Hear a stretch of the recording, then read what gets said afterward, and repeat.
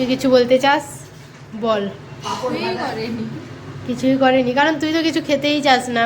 তুই কি খেতে চাস? তোর বার্থডে তো এতগুলো করেছিল, আমার বার্থডে তো কিছুই করে ও কোনো কিছুই করতে দেয় না, সব সময় বলে এইটাই থাক, এত কিছু না, নষ্ট হবে সবগুলো, কেউ খাবে না, পড়ে থাকবে।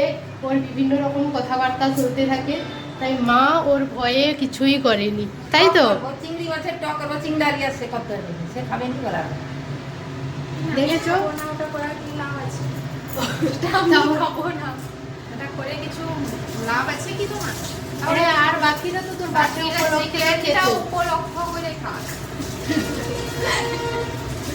তো ও কিছুই করতে দেয় না, তাই এইগুলো করতে পারতিস, আমি কিছু একটা করতে পারতিস, মেনু রেসিপি কিছু একটা। কি আর রেসিপি? ও হ্যাঁ, এই বেগুনটা আমি আলাদা একটা কিছু করব ভাবছিলাম, ওই টক দই দিয়ে যেটা হয়।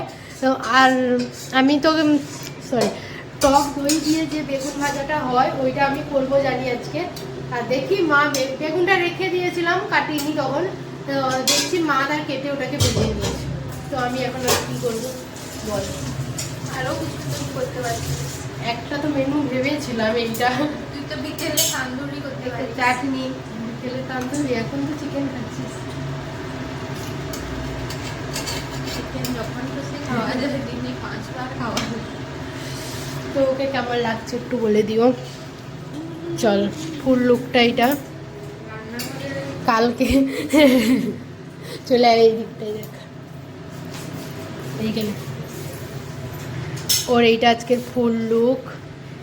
এইটা কালকে নিয়ে এসছে এই জিন্সটা, আর এই ওপরের কুর্তিটা, শর্ট কুর্তিটা, এটা মা কিছুদিন আগে গুজরাট গিয়েছিল, তো ওখান থেকে নিয়ে এসছে সবার জন্য এরকম সুন্দর কিউট কিউট কুর্তা।